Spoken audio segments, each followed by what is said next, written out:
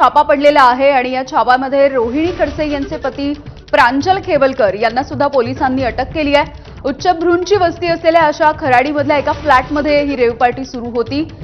या पार्टीमध्ये अंमली पदार्थ, दारू आणि हुक्का याचं सेवनही सुरू होतं। पोलिसांनी या सगळ्या गोष्टी ताब्यातही घेतल्या। हाऊस पार्टी आहे असं सांगून ही रेव पार्टी सुरू होती।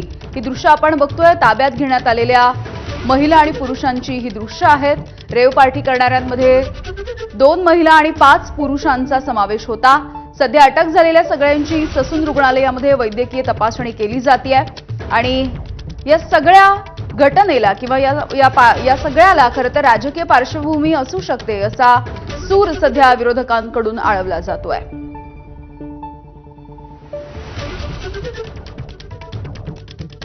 तर भाजपने हे सगळं मुद्दाम घडवून आणलंय, कारण गेल्या काही दिवसांपासून एकनाथ खडसे हे वारंवार सरकारवरती आरोप करतायत आणि याचीच किंमत सध्या खडसेंच्या कुटुंबाला चुकवावी लागत असल्याचं संजय राऊत यांनी म्हटलं। तर दुसरीकडे गेल्या काही दिवसांपासून आपल्याला माहिती आहे गिरीश महाजन आणि एकनाथ खडसे यांच्यामध्ये वेगवेगळ्या प्रकरणांवरून आरोप प्रत्यारोप सुरू होते आणि याच सगळ्या पार्श्वभूमीवरती झालेली ही कारवाई आहे असं म्हटलं गेलेलं होतं। राष्ट्रवादीकडून सुद्धा अशाच आशयाची प्रतिक्रिया येते। तर एकनाथ खडसे असं म्हणतायत की हे सगळं माझ्या विरोधामध्ये रचलेलं कुभांड आहे, अशी प्रतिक्रिया एकनाथ खडसे यांनी दिली आहे।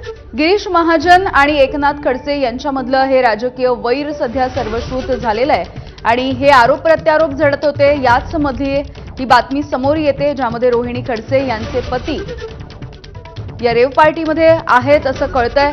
प्रांजल खेवलकर यांना अटकही करण्यात आलेली आहे। त्यामुळे पुणे पोलिसांच्या गुन्हे शाखेनं ही छापेमारी केली। काल रात्रीपासून ही पार्टी सुरू होती असं कळलं आणि या संदर्भात पोलिसांना टीप मिळाली होती की अशी कुठली तरी पार्टी या खराडीच्या फ्लॅटमध्ये होते आहे आणि इथे अंमली पदार्थांचं सेवन केलं जाणार आहे। सुरुवातीला खरं तर पोलिसांना यामध्ये रोहिणी खडसे यांचे पती प्रांजल खेवलकर या पार्टीमध्ये सहभागी आहेत का या संदर्भात काहीही माहिती नव्हती। मात्र ज्या वेळेला ही छापेमारी झाली तेव्हा रोहिणी खडसे यांचे पती प्रांजल खेवलकर हे या पार्टीच्या वेळेला उपस्थित होते, किंबहुना त्यांनीच ही पार्टी अरेंज केली होती असंही आता गिरीश महाजन यांनी म्हटलेलं आहे। त्यामुळे तपासाचा भाग आहे पुढचा। मात्र सध्या तरी या 5 पुरुष आणि 2 महिलांची वैद्यकीय तपासणी केली जाते ससून रुग्णालयामध्ये। तर खराडी परिसरामध्ये असणाऱ्या या इमारतीमधल्या एका फ्लॅटमध्ये ही रेव पार्टी सुरू असल्याची माहिती मिळतेय। प्रांजल खेवलकर यांना अटक झाल्याच्या नंतर ते ज्या ठिकाणी हडपसरमध्ये राहतात तिथल्या हडपसरमधल्या घरामध्ये सुद्धा आता पोलीस पोहोचलेले आहेत आणि त्या घराची सुद्धा तपासणी केली जाते। इतर काही वस्तू त्यांच्या घरामधून काही अंमली पदार्थ सापडतात का किंवा इतर काही सापडतं का या सगळ्याविषयी सध्या पोलीस कसून तपासणी करतायत। रेव पार्टीमधून